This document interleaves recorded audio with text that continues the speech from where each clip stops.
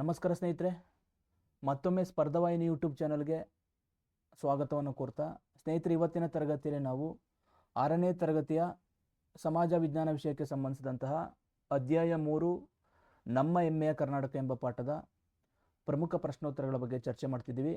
ಸ್ನೇಹಿತರೆ, ಇದು ಭಾಗ 2 ಆಗಿರುತ್ತದೆ. ಮೊದಲ ಭಾಗದಲ್ಲಿ ನಾವು ಬೆಂಗಳೂರು ವಿಭಾಗ ಮತ್ತು ಮೈಸೂರು ವಿಭಾಗದ ಪ್ರಶ್ನೋತ್ತರಗಳ ಬಗ್ಗೆ ಚರ್ಚೆ ಮಾಡಿದ್ದೀವಿ.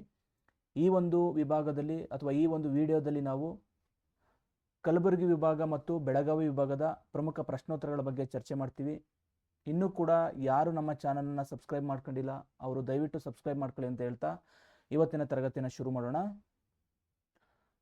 ಮೊದಲ ಪ್ರಶ್ನೆ, ಕಲಬುರಗಿ ವಿಭಾಗದಲ್ಲಿ ಪ್ರಸ್ತುತ ಎಷ್ಟು ಜಿಲ್ಲೆಗಳಿವೆ? 4, 5, 6, 7 ಕಲಬುರಗಿ ವಿಭಾಗದಲ್ಲಿರುವಂತಹ ಪ್ರಸ್ತುತ ಜಿಲ್ಲೆಗಳ ಸಂಖ್ಯೆ.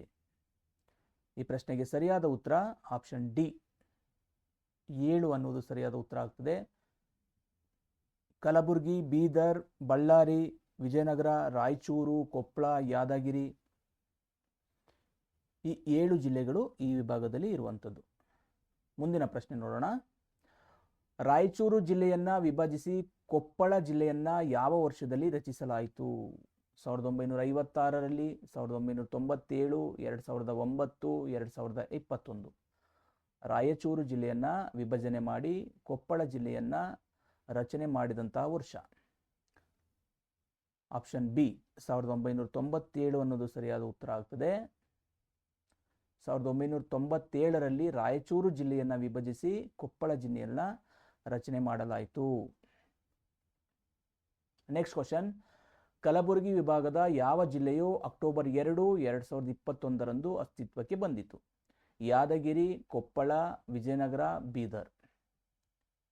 2021 ಅಕ್ಟೋಬರ್ 2ರ ತನಕನೂ ಕೂಡ ಕರ್ನಾಟಕದಲ್ಲಿ 30 ಜಿಲ್ಲೆಗಳಿದ್ದು 2021ರಲ್ಲಿ ಹೊಸ ಜಿಲ್ಲೆಯನ್ನು ಸೃಷ್ಟಿ ಮಾಡಲಾಯಿತು. ಅದು ಯಾವುದು ಅಂತಂದರೆ ವಿಜಯನಗರ ಜಿಲ್ಲೆ. ಬಳ್ಳಾರಿ ಜಿಲ್ಲೆಯನ್ನ ವಿಭಜಿಸಿ ವಿಜಯನಗರ ಅನ್ನುವಂಥ ಹೊಸ ಜಿಲ್ಲೆಯನ್ನ ರಚನೆ ಮಾಡಲಾಯಿತು. ಪ್ರಸ್ತುತ ಕರ್ನಾಟಕದಲ್ಲಿ 31 ಜಿಲ್ಲೆಗಳು ಇರುವುದನ್ನು ನಾವು ಕಾಣ್ಬೋದು. ಮುಂದಿನ ಪ್ರಶ್ನೆ, ನೆಕ್ಸ್ಟ್ ಕ್ವಶನ್, ರಾಷ್ಟ್ರಕೂಟರ ರಾಜಧಾನಿಯಾಗಿದ್ದ ಮಾನ್ಯಕೇಟ ಅಥವಾ ಮಳಕೇಡ ಪ್ರಸ್ತುತ ಯಾವ ಜಿಲ್ಲೆಯಲ್ಲಿದೆ? ಬೀದರ್, ಕಲಬುರಗಿ, ಯಾದಗಿರಿ, ರಾಯಚೂರು. ಮಾನ್ಯಕೇಟ ಇರುವಂತಹ ಜಿಲ್ಲೆ ಆಪ್ಷನ್ ಬಿ ಕಲಬುರಗಿಯಲ್ಲಿ ಇರುವಂಥದ್ದು. ರಾಷ್ಟ್ರಕೂಟರ ರಾಜಧಾನಿಯಾಗಿದ್ದಂತಹ ಮಾನ್ಯಕೇಟವು ಪ್ರಸ್ತುತ ಕಲಬುರಗಿ ಜಿಲ್ಲೆಯಲ್ಲಿ ಕಂಡುಬರುತ್ತದೆ. ನೆಕ್ಸ್ಟ್ ಕ್ವಶನ್, ಪ್ರಸಿದ್ಧ ವಚನ ಚಳುವಳಿಯ ಕೇಂದ್ರವಾದ ಬಸವ ಕಲ್ಯಾಣವು ಯಾರ ರಾಜಧಾನಿಯಾಗಿತ್ತು? ರಾಷ್ಟ್ರಕೂಟರು, ಬಹಮನಿ ಅರಸರು, ಕಲ್ಯಾಣ ಚಾಲುಕ್ಯರು, ವಿಜಯನಗರ ಅರಸರು. ಆಪ್ಷನ್ ಸಿ ಕಲ್ಯಾಣ ಚಾಲುಕ್ಯರು ಅನ್ನೋದು ಸರಿಯಾದ ಆಯ್ಕೆ. ನೆಕ್ಸ್ಟ್ ಕ್ವಶನ್ ನೋಡೋಣ. ಹೈದರಾಬಾದ್ ಸಂಸ್ಥಾನವು ಭಾರತದ ಗಣರಾಜ್ಯದಲ್ಲಿ ಯಾವಾಗ ವಿಲೀನಗೊಂಡಿತು? ತುಂಬಾ ಪ್ರಮುಖವಾದ ಪ್ರಶ್ನೆ ಇದು. ಹೈದರಾಬಾದ್ ಸಂಸ್ಥಾನವು ಭಾರತದ ಗಣರಾಜ್ಯದಲ್ಲಿ ವಿಲೀನವಾದಂತಹ ವರ್ಷ ಆಗಸ್ಟ್ 15, 1947, ಸೆಪ್ಟೆಂಬರ್ 17, 1948, ನವೆಂಬರ್ 1, 1956, ಜನವರಿ 26, 1950. ಈ 4 ಆಯ್ಕೆಗಳಲ್ಲಿ ಹೈದರಾಬಾದ್ ಸಂಸ್ಥಾನವನ್ನು ಭಾರತದಲ್ಲಿ ವಿಲೀನಗೊಳಿಸಿದಂತಹ ವರ್ಷ ಸೆಪ್ಟೆಂಬರ್ 17, 1947. ಆಪ್ಷನ್ ಬಿ ಸರಿಯಾದ ಉತ್ತರ ಆಗ್ತದೆ. ನೋಡಿ, ಕೇಂದ್ರ ಸರ್ಕಾರ ನೇರ ಕ್ರಮದಿಂದ ಆಪರೇಷನ್ ಪೋಲೋ ಅಂತ ಕರಿತೀವಿ, ಆ ಒಂದು ಕಾರ್ಯಾಚರಣೆಯನ್ನು ಮಾಡುವ ಮೂಲಕ ಸೆಪ್ಟೆಂಬರ್ 17, 1948ರಲ್ಲಿ ಹೈದರಾಬಾದ್ ಸಂಸ್ಥಾನವನ್ನು ಭಾರತದಲ್ಲಿ ವಿಲೀನಗೊಳಿಸುತ್ತದೆ. ನೆಕ್ಸ್ಟ್ ಕ್ವಶನ್, ಹೈದರಾಬಾದ್ ಕರ್ನಾಟಕ ವಿಮೋಚನಾ ಹೋರಾಟದ ಮುಖ್ಯ ರೂವಾರಿ ಯಾರು? ಸ್ವಾಮಿ ರಮಾನಂದ ತೀರ್ಥರು, ಸರ್ದಾರ್ ವಲ್ಲಭಭಾಯಿ ಪಟೇಲ್, ಶರಣಗೌಡ ಇನಾಮದಾರ್, ಶಿವಮೂರ್ತಿ ಅಳವಂಡಿ. ಈ ಪ್ರಶ್ನೆಗೆ ಸರಿಯಾದ ಉತ್ತರ ಸರ್ದಾರ್ ವಲ್ಲಭಭಾಯಿ ಪಟೇಲ್. ಸ್ನೇಹಿತರೆ, ಇವರು ಸೈನಿಕ ಕಾರ್ಯಾಚರಣೆ ಮಾಡುವ ಮೂಲಕ ಈ ಒಂದು ಹೈದರಾಬಾದ್ ಕರ್ನಾಟಕದ ವಿಮೋಚನೆಯಲ್ಲಿ ಪ್ರಮುಖ ಪಾತ್ರವನ್ನು ವಹಿಸಿದರು. ಸೊ ಹಾಗಾಗಿ ಈ ಪ್ರಶ್ನೆಗೆ ಆಪ್ಷನ್ ಬಿ ಸರಿಯಾದ ಉತ್ತರ ಆಗ್ತದೆ. ನೆಕ್ಸ್ಟ್ ಕ್ವಶನ್, ಯಾವ ಸಂವಿಧಾನ ತಿದ್ದುಪಡಿ ಕಾಯ್ದೆಯ ಮೂಲಕ ಕಲಬುರಗಿ ವಿಭಾಗದ ಜನರಿಗೆ ಶಿಕ್ಷಣ ಮತ್ತು ಉದ್ಯೋಗದಲ್ಲಿ ವಿಶೇಷ ಪ್ರಾತಿನಿಧ್ಯ ನೀಡಲಾಯಿತು? 42ನೇ ತಿದ್ದುಪಡಿ, 73ನೇ ತಿದ್ದುಪಡಿ, 98ನೇ ತಿದ್ದುಪಡಿ, 101ನೇ ತಿದ್ದುಪಡಿ. ಯಾವ ಒಂದು ಸಂವಿಧಾನ ತಿದ್ದುಪಡಿಯನ್ನು ಮಾಡುವ ಮೂಲಕ ಇಲ್ಲಿಯ ಜನರಿಗೆ ಶಿಕ್ಷಣ ಮತ್ತು ಉದ್ಯೋಗದಲ್ಲಿ ವಿಶೇಷ ಪ್ರಾತಿನಿಧ್ಯವನ್ನು ನೀಡಲಾಯಿತು? ಆಪ್ಷನ್ ಸಿ 98ನೇ ತಿದ್ದುಪಡಿ. 2012ರಲ್ಲಿ ಮಾಡಿದಂಥ ಈ ತಿದ್ದುಪಡಿಯ ಅನ್ವಯ ಈ ಭಾಗದ ಜನರಿಗೆ ಶಿಕ್ಷಣ ಮತ್ತು ಉದ್ಯೋಗದಲ್ಲಿ ವಿಶೇಷ ರಿಯಾಯಿತಿಯನ್ನು ನೀಡಲಾಯಿತು. ಆ ಮೂಲಕ ಇಲ್ಲಿಯ ಜಿಲ್ಲೆಗಳನ್ನು ಸಬಲೀಕರಣ ಮಾಡುವ ಉದ್ದೇಶದಿಂದ ಈ ಒಂದು ತಿದ್ದುಪಡಿಯನ್ನು ಮಾಡಲಾಯಿತು. ಓಕೆನಾ ಸ್ನೇಹಿತರೆ? ಹಾಗಾದರೆ ಈ ತಿದ್ದುಪಡಿಯ ಮೂಲಕ ಯಾವ ಒಂದು ಆರ್ಟಿಕಲನ್ನು ಅಳವಡಿಸಲಾಯಿತು ಎಂಬುದನ್ನು ನೀವು ಕಮೆಂಟ್ ಮಾಡಿ ತಿಳಿಸಿ. ಓಕೆನಾ? Next question. ಬೀದರ್ ಜಿಲ್ಲೆಯ ಕೃಷಿಗೆ ನೀರಾವರಿ ಒದಗಿಸುವ ಪ್ರಮುಖ ಯೋಜನೆ ಯಾವುದು? ತುಂಗಭದ್ರಾ ಅಣೆಕಟ್ಟು, ಬಸವಸಾಗರ ಅಣೆಕಟ್ಟು, ಕಾರಂಜ ಯೋಜನೆ, ಬೆಣ್ಣೆತೊರೆ ಯೋಜನೆ. ಬೀದರ್ ಜಿಲ್ಲೆಯ ಕೃಷಿಗೆ ನೀರಾವರಿಯನ್ನು ಒದಗಿಸುವಂತಹ ಯೋಜನೆ. ಆಪ್ಷನ್ ಸಿ ಕಾರಂಜ ಯೋಜನೆ ಅನ್ನೋದು ಸರಿಯಾದ ಉತ್ತರ ಆಗ್ತದೆ. ಕಾರಂಜ ಯೋಜನೆಯು ಬೀದರ್ ಜಿಲ್ಲೆಯ ಕೃಷಿಗೆ ನೀರಾವರಿಯನ್ನು ಒದಗಿಸುವಂಥದ್ದು. ಮುಂದಿನ ಪ್ರಶ್ನೆ. ಭಾರತದಲ್ಲಿ ಅತಿ ಹೆಚ್ಚು ಚಿನ್ನ ಉತ್ಪಾದಿಸುವ ಗಣಿ ಎಲ್ಲಿದೆ? ಭಾರತದಲ್ಲಿಯೇ ಅತಿ ಹೆಚ್ಚು ಚಿನ್ನವನ್ನು ಉತ್ಪಾದಿಸುವಂತಹ ಜಿಲ್ಲೆ ಕೋಲಾರ, ಹಟ್ಟಿ, ಸಂಡೂರು, ಕುದುರೆಮುಖ. ಕೋಲಾರ, ಹಟ್ಟಿ, ಸಂಡೂರು, ಕುದುರೆಮುಖ. ಈ ಪ್ರಶ್ನೆಗೆ ಹಟ್ಟಿ, ರಾಯಚೂರಿನಲ್ಲಿರುವಂತಹ ಹಟ್ಟಿ ಎಂಬ ಸ್ಥಳವು ಭಾರತದಲ್ಲಿ ಅತಿ ಹೆಚ್ಚು ಚಿನ್ನವನ್ನು ಉತ್ಪಾದನೆ ಮಾಡುವಂತಹ ಸ್ಥಳ. Next question. ದಾರೋಜಿ ಕರಡಿಧಾಮವು ಯಾವ ಜಿಲ್ಲೆಗಳಲ್ಲಿ ವ್ಯಾಪಿಸಿದೆ? ಕಲಬುರಗಿ ಮತ್ತು ಬೀದರ್, ಬಳ್ಳಾರಿ ಮತ್ತು ವಿಜಯನಗರ, ರಾಯಚೂರು ಮತ್ತು ಕೊಪ್ಪಳ, ಯಾದಗಿರಿ ಮತ್ತು ಕಲಬುರಗಿ. ಈ ಪ್ರಶ್ನೆಗೆ ಸರಿಯಾದ ಉತ್ತರ ಬಳ್ಳಾರಿ ಮತ್ತು ವಿಜಯನಗರ. ಈ ದಾರೋಜಿ ಕರಡಿಧಾಮ ಕಂಡುಬರುವುದು ಬಳ್ಳಾರಿ ಜಿಲ್ಲೆಯಲ್ಲಿ, ಆದರೆ ಈ ಒಂದು ಅರಣ್ಯ ಪ್ರದೇಶ ಬಳ್ಳಾರಿ ಮತ್ತು ವಿಜಯನಗರ ಜಿಲ್ಲೆಗಳಲ್ಲಿ ವ್ಯಾಪಿಸಿರುವಂಥದ್ದು. ಮುಂದಿನ ಪ್ರಶ್ನೆ. ಕಲಬುರಗಿ ವಿಭಾಗದ ಯಾವ ಜಿಲ್ಲೆಯು ದಾಸ ಸಾಹಿತ್ಯದ ತವರೂರು ಎಂದು ಕರೆಯಲ್ಪಡುತ್ತದೆ? ಕಲಬುರಗಿ, ಬೀದರ್, ರಾಯಚೂರು, ಕೊಪ್ಪಳ. ಕಲಬುರಗಿ ವಿಭಾಗದ ಯಾವ ಜಿಲ್ಲೆಯು ದಾಸ ಸಾಹಿತ್ಯದ ತವರೂರು ಎಂದು ಕರೆಯಲ್ಪಡುತ್ತದೆ? ಸೊ ಈ ಪ್ರಶ್ನೆಗೆ ಸರಿಯಾದ ಉತ್ತರ ರಾಯಚೂರು. ರಾಯಚೂರು ಜಿಲ್ಲೆಯು ದಾಸ ಸಾಹಿತ್ಯದ ತವರೂರು ಆಗಿರುವಂಥದ್ದು. Next question.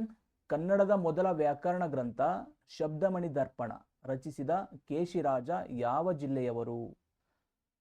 ಧಾರವಾಡ, ಮೈಸೂರು, ಕಲಬುರಗಿ, ಬೆಳಗಾವಿ. ಈ ಪ್ರಶ್ನೆಗೆ ಸರಿಯಾದ ಉತ್ತರ ಕಲಬುರಗಿ ಜಿಲ್ಲೆಗೆ ಸೇರಿದವರು.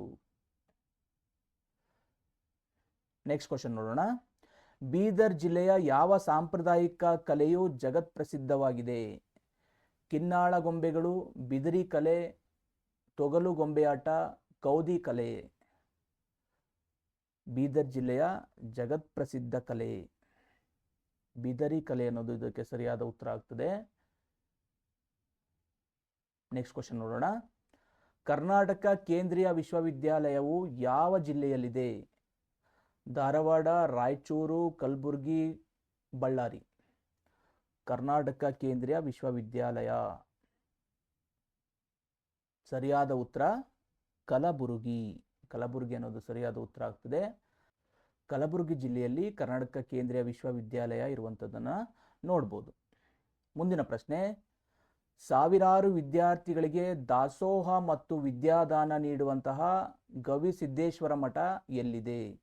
ಸನ್ನತಿ, ಹಂಪಿ, ಕೊಪ್ಪಳ, ಮಳಖೇಡ. ಗವಿಸಿದ್ದೇಶ್ವರ ಮಠ ಇರುವಂತಹ ಜಿಲ್ಲೆ ಸರಿಯಾದ ಉತ್ತರ ಕೊಪ್ಪಳ. ಕೊಪ್ಪಳ ಅನ್ನೋದು ಸರಿಯಾದ ಉತ್ತರ ಆಗ್ತದೆ. ಮುಂದಿನ ಪ್ರಶ್ನೆ.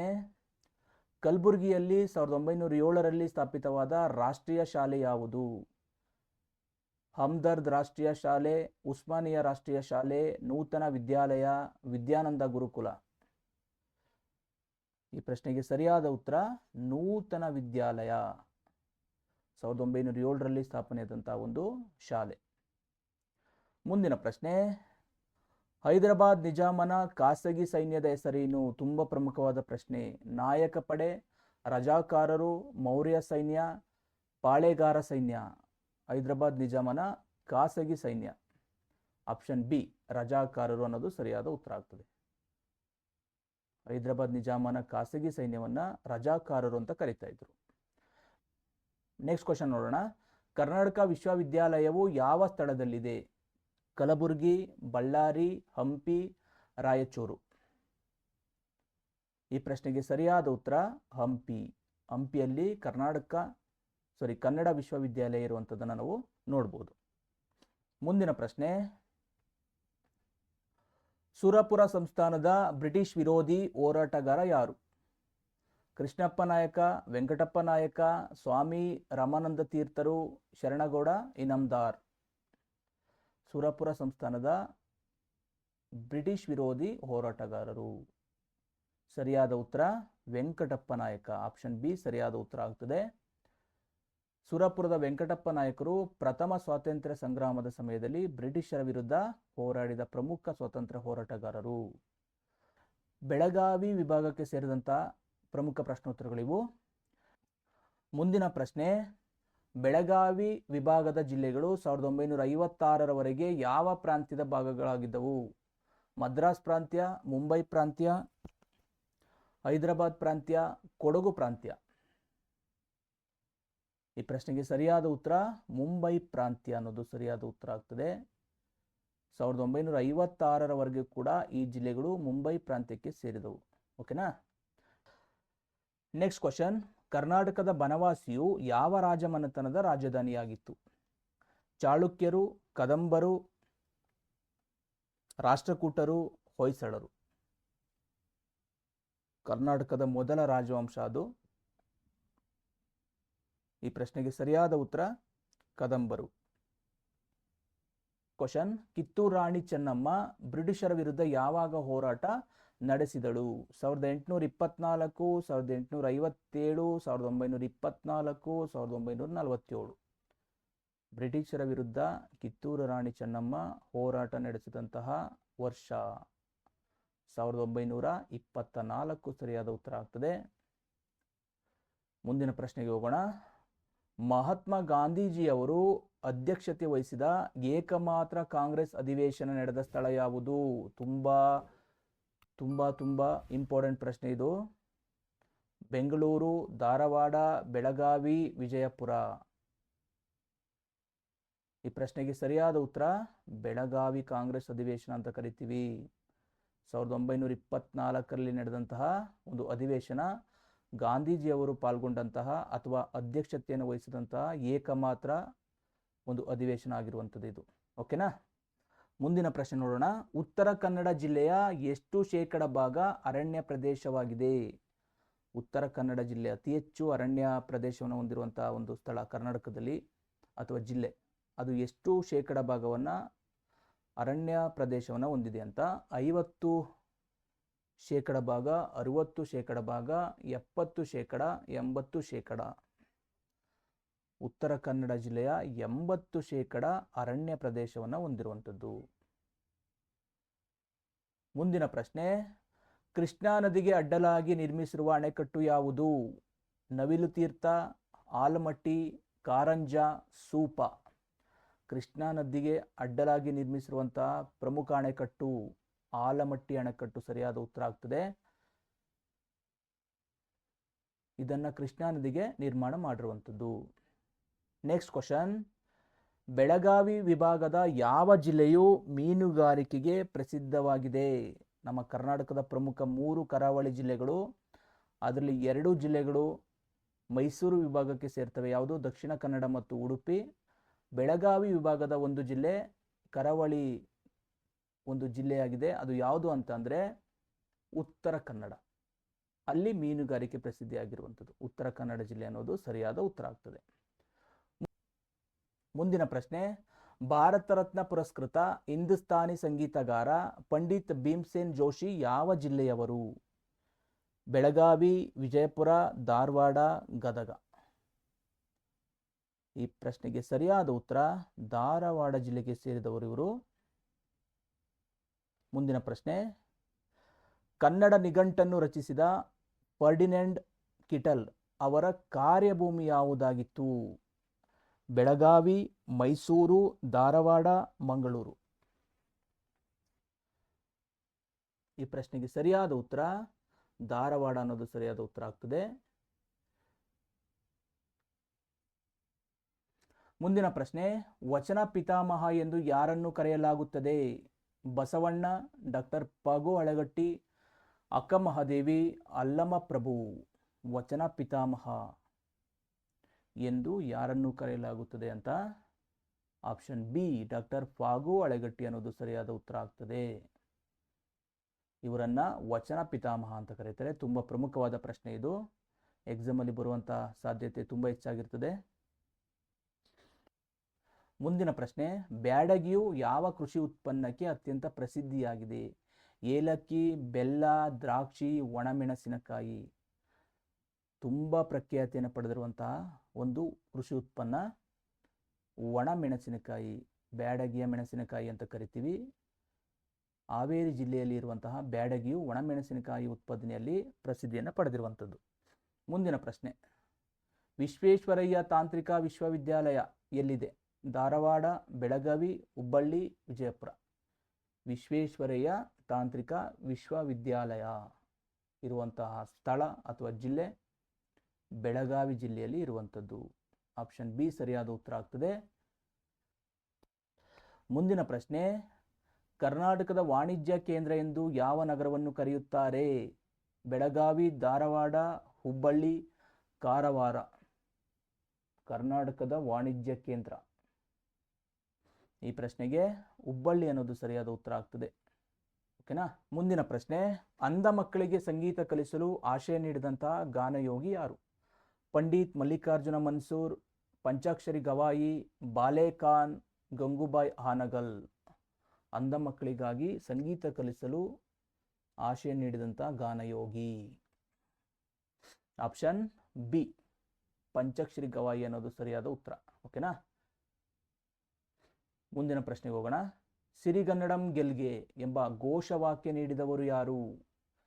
ಸಿರಿಗನ್ನಡಂ ಗೆಲ್ಗೆ ಎಂಬಂತಹ ಘೋಷವಾಕ್ಯವನ್ನು ನೀಡಿದಂಥವರು ಆಲೂರು ವೆಂಕಟರಾವ್, ರಾಹ ದೇಶಪಾಂಡೆ, ಪಾಟೀಲ ಪುಟ್ಟಪ್ಪ, ದರಾ ಬೇಂದ್ರೆ. ಈ ಒಂದು ಘೋಷವಾಕ್ಯವನ್ನು ನೀಡಿದಂಥವರು ಆಪ್ಷನ್ ಬಿ ರಾಹ ದೇಶಪಾಂಡೆ ಅನ್ನೋರು ಸಿರಿಗನ್ನಡಂ ಗೆಲ್ಗೆ ಎನ್ನುವಂತಹ ಘೋಷವಾಕ್ಯವನ್ನು ನೀಡಿದವರು. ಮುಂದಿನ ಪ್ರಶ್ನೆ, ಕರ್ನಾಟಕ ರಾಜ್ಯದ ಏಕೈಕ ಮಹಿಳಾ ವಿಶ್ವವಿದ್ಯಾಲಯ ಎಲ್ಲಿದೆ?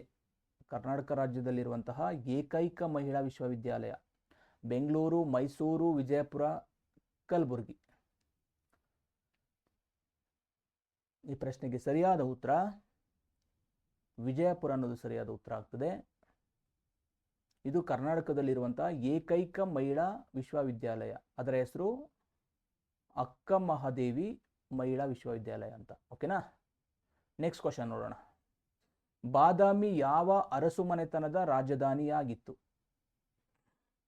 ಕದಂಬರು, ಚಾಳುಕ್ಯರು, ರಾಷ್ಟ್ರಕೂಟರು, ಹೊಯ್ಸಳರು. ತುಂಬ ಸರಳವಾದ ಪ್ರಶ್ನೆ. ಬಾದಾಮಿ ಚಾಳುಕ್ಯರು. ಆಪ್ಷನ್ ಬಿ ಚಾಳುಕ್ಯರು ಅನ್ನೋದು ಸರಿಯಾದ ಉತ್ತರ ಆಗ್ತದೆ. ಮುಂದಿನ ಪ್ರಶ್ನೆ, ಕೈಗಾ ಅಣುಶಕ್ತಿ ಕೇಂದ್ರವು ಯಾವ ಜಿಲ್ಲೆಯಲ್ಲಿದೆ? ಕರ್ನಾಟಕದಲ್ಲಿರುವಂತಹ ಏಕೈಕ ಅಣುಶಕ್ತಿ ಕೇಂದ್ರ ಇದು ಯಾವ ಜಿಲ್ಲೆಯಲ್ಲಿದೆ? ಬೆಳಗಾವಿ, ಧಾರವಾಡ, ಉತ್ತರ ಕನ್ನಡ, ಹಾವೇರಿ. ಕೈಗಾ ಅಣುಶಕ್ತಿ ಸ್ಥಾವರ ಅಂತ ಕರಿತೀವಿ. ಅದು ಇರುವಂತಹ ಜಿಲ್ಲೆ ಉತ್ತರ ಕನ್ನಡ ಜಿಲ್ಲೆ. ಉತ್ತರ ಕನ್ನಡ ಅನ್ನೋದು ಸರಿಯಾದ ಉತ್ತರ. ಮುಂದಿನ ಪ್ರಶ್ನೆ, ಜ್ಞಾನಪೀಠ ಪ್ರಶಸ್ತಿ ವಿಜೇತ ದರಾ ಬೇಂದ್ರೆಯವರು ಯಾವ ಜಿಲ್ಲೆಯವರು? ವಿಜಯಪುರ, ಬೆಳಗಾವಿ, ಧಾರವಾಡ, ಶಿವಮೊಗ್ಗ. ಜ್ಞಾನಪೀಠ ಪ್ರಶಸ್ತಿಯನ್ನು ಪಡೆದಂಥ ದರಾ ಬೇಂದ್ರೆಯವರು ಯಾವ ಜಿಲ್ಲೆಯವರು? ಇದಕ್ಕೆ ಸರಿಯಾದ ಉತ್ತರ ಆಪ್ಷನ್ ಸಿ ಧಾರವಾಡ ಅನ್ನೋದು ಸರಿಯಾದ ಉತ್ತರ ಆಗ್ತದೆ. ಮುಂದಿನ ಪ್ರಶ್ನೆಗೆ ಹೋಗೋಣ. ಇದು ಕೊನೆಯ ಪ್ರಶ್ನೆ ಕೂಡ. ಬೆಳಗಾವಿ ವಿಭಾಗದ ಯಾವ ಜಿಲ್ಲೆಯು ರವಿಕೆ ಕಣದ ಉತ್ಪಾದನೆಗೆ ಹೆಸರಾಗಿದೆ? ಇಳಕಲ್, ಗುಳೇದಗುಡ್ಡ, ಮಹಾಲಿಂಗಪುರ, ಲಕ್ಕಂಡಿ.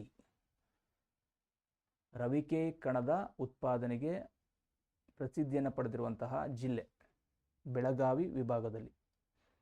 ಸರಿಯಾದ ಉತ್ತರ ಗುಳೇದಗುಡ್ಡ. ಆಪ್ಷನ್ ಬಿ ಸರಿಯಾದ ಉತ್ತರ ಆಗ್ತದೆ. ಬಾಗಲಕೋಟೆ ಜಿಲ್ಲೆಯಲ್ಲಿರುವಂಥ ಈ ಗುಳೇದಗುಡ್ಡದಲ್ಲಿ ರವಿಕೆ ಕಣಗಳ ಉತ್ಪಾದನೆಗೆ ಹೆಸರುವಾಸಿಯಾಗಿರುವಂಥದ್ದು. ಸ್ನೇಹಿತರೆ, ಇಲ್ಲಿಯ ತನಕ ನಾವು ನಮ್ಮ ಹೆಮ್ಮೆಯ ಕರ್ನಾಟಕ ಎಂಬ ಪಾಠದ 4 ವಿಭಾಗಗಳ ಬಗ್ಗೆ, ಪ್ರಮುಖ ಪ್ರಶ್ನೋತ್ತರಗಳ ಬಗ್ಗೆ ತಿಳ್ಕೊಂಡಿದ್ದೀವಿ. ಇದೇ ರೀತಿಯ ನಿರಂತರವಾದ ತರಗತಿಗಳನ್ನು ನಾವು ಕೊಡ್ತಾ ಹೋಗ್ತೀವಿ. ದಯವಿಟ್ಟು ಯಾರು ಇನ್ನೂ ಕೂಡ ನಮ್ಮ ಚಾನಲ್ನ ಸಬ್ಸ್ಕ್ರೈಬ್ ಮಾಡ್ಕೊಂಡಿಲ್ಲ, ಅವರು ಸಬ್ಸ್ಕ್ರೈಬ್ ಮಾಡಿಕೊಂಡು ನಮಗೆ ಪ್ರೋತ್ಸಾಹವನ್ನು ಕೊಡಬೇಕು ಅಂತ ಕೇಳ್ತಾ ಇವತ್ತಿನ ತರಗತಿನ ಮುಗಿಸ್ತೀನಿ. ಎಲ್ಲರಿಗೂ ನಮಸ್ಕಾರ.